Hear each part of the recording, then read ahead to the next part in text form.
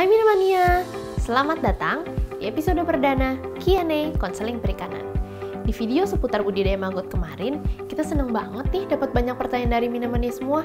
Nah, kali ini kita akan ketemu sama Bu Rini dari Balai Riset Budidaya Ikan Hias Depok untuk jawab pertanyaan-pertanyaan dari Minamania semua. Penasaran kan? Yuk langsung meluncur ke Depok.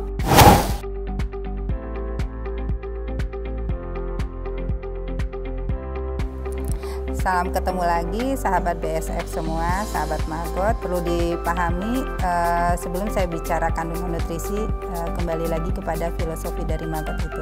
Maggot ini fungsinya sebagai agen biokonversi nutrisi yang ada di organic waste dan kemudian tertransformasi menjadi biomas tubuhnya. Artinya apa? Kandungan nutrisinya akan sangat tergantung kepada kandungan nutrisi dari media budidayanya. Nah, jadi tapi dari banyak penelitian di dunia juga gitu ya, range-nya itu tidak akan lebih dari 38 ya, sekitar 38 sampai 45 range-nya. Ini untuk usia larvae. Memang kalau mini larvae yang kecil itu memang lebih tinggi proteinnya, sekitar 58 sampai 60. Itu di antara 5 sampai 7 hari pasca menetas dari telurnya, kira-kira begitu. Jadi kandungan nutrisi tadi sangat tergantung kepada medianya. Kalau kami biasanya budidaya dengan menggunakan bungkil sawit dulu itu kita bisa sampai 45%. Kalau dengan food waste ya, city waste ya, limbah perkotaan, kita bisa di angka 38 sampai 40. Masih sangat potensial dalam sebagai dua ya fungsinya, sebagai pakan alternatif dan sumber protein alternatif.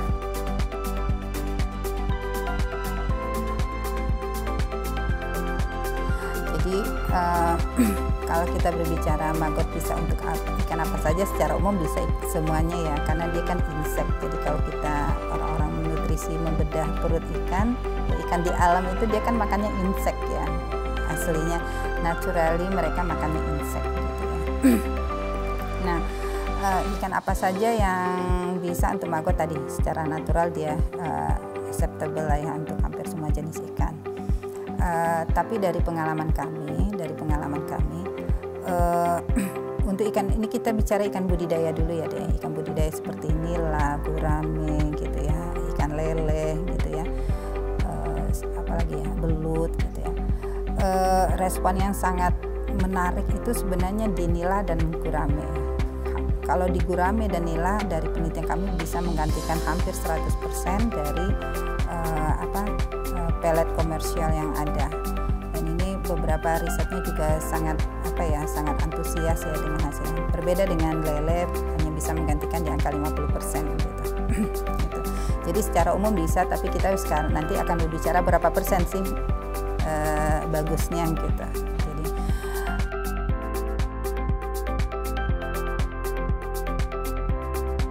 itulah kelebihan dari maggot, memang dia memiliki enzim yang bisa mendegradasi material organik dengan yang tinggi serat sekalipun dia mampu mengolah tanpa kita fermentasi. Beberapa penelitian memang untuk media-media yang kandungan seratnya paling tinggi ya, seperti misalnya tandan kosong sawit ya, yang kami lakukan, itu memang kita melakukan proses fermentasi dulu, karena tandan kosong sawit kita tahu dia kandungan nutrisinya kecil sekali ya. Tapi kalau kita berbicara food waste secara umum tidak bisa, karena kan sifat dari maggot itu dewatering, dia yang akan menyerap air dari dari limbah organik.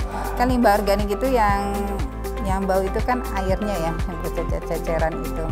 Makanya kalau maggot bisa mengambil itu dewatering, nah tentu akan bisa mereduksi sebenarnya bau. Kecuali kalau kita budidaya dia sudah datangnya bau duluan sampahnya, memang itu problem tersendiri ya, tergantung bahan baku yang masuk ke kita.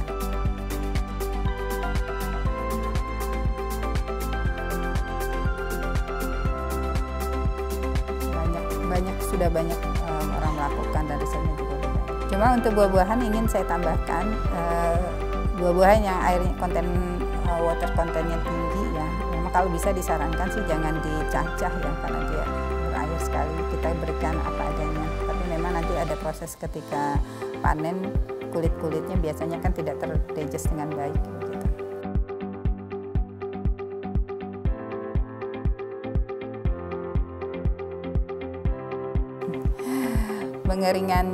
Pengeringan maggot banyak cara, tentu akan sangat tergantung dengan fasilitas dan budget yang kita punya. Dikeringkan matahari saja sebenarnya cukup, bisa ya kita jemurkan, atau kita menggunakan alat yang menggunakan tenaga surya, pakai solar system bisa, pakai oven bisa, dan yang banyak digunakan orang sebenarnya saat ini menggunakan microwave ya. Microwave itu kan juga banyak jenisnya ya, dengan kapasitas tinggi. Nah, ini banyak digunakan orang.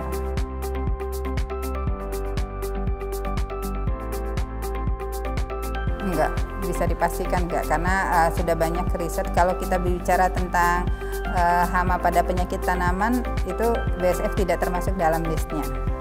Dan dia kan ketika fase serangga dia tidak makan dan tidak minum ya, jadi dia memang setelah jadi larva, setelah jadi serangga, dia kawin dan bertelur dan mati.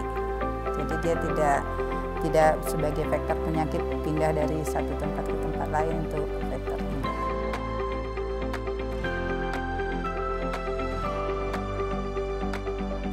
Begini ya, jadi kalau berbicara maggot karena dia sebagai agen biokonversi, ada etik yang memang harus kita pahami juga gitu ya. Kalau untuk sebagian kan ada budaya juga ya, ada budaya gitu ya, ada budaya. Untuk di negara-negara tertentu misalnya seperti kita gitu ya, atau beberapa negara ketika menggunakan joroan dan lain-lain mereka tidak masalah. Mungkin bagi sebagian tidak cocok begitu ya. Tapi kalau kita misalnya berbicara maggot diekspor ke Eropa, mereka pasti akan sangat ketat ya. Seperti misalnya mereka sudah mengeluarkan rule-nya tersendiri. BASF yang dari manure ya, kotoran ternak mereka tidak terima gitu.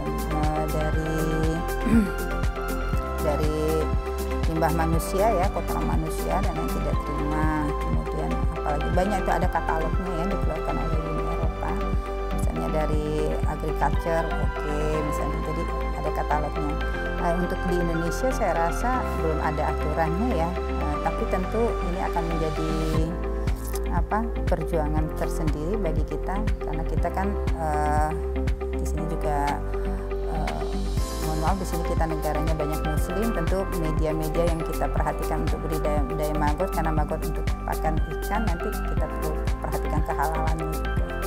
Penting sekali, karena itu menjadi isu utama juga di maggot sekarang, kehalalan.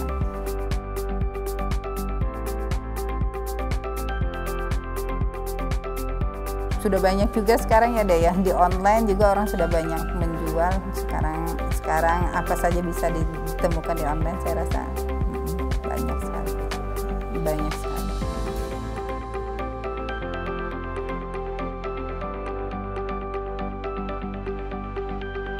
Nah, kalau lembaganya di kantor kami, karena kami badan riset tidak menerima pelatihan tentunya, tapi kalau menerima kunjungan, konsultasi banyak, suka ada.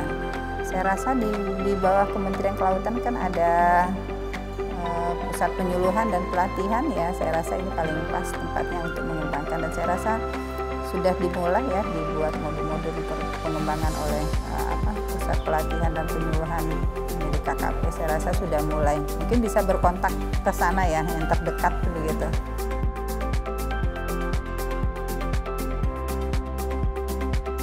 Jadi ada buku, yang satu sifatnya komersial, yang satu textbook, yang textbook dalam bahasa Inggris, Technical Handbook of Domestication of Production of Black Shadowed Fly, bisa di-download itu, ya, dicari aja Technical Handbook of Domestication Black Shadowed Fly. Kalau komersial ini nih bukunya, maggot, pakan ikan protein tinggi dan biomesin pengolah sampah organik. Saya rasa bisa ditemukan online ya. Wah, seru banget ya. Gimana? Udah menjawab pertanyaan-pertanyaan dari Minamani semua belum? Buat Minamania yang masih bingung atau pengen tahu nih seputar kelautan dan perikanan, jangan lupa komen di bawah sini ya. Kita akan jawab di Q&A berikutnya. Dadah Minamania, salam fresh selalu!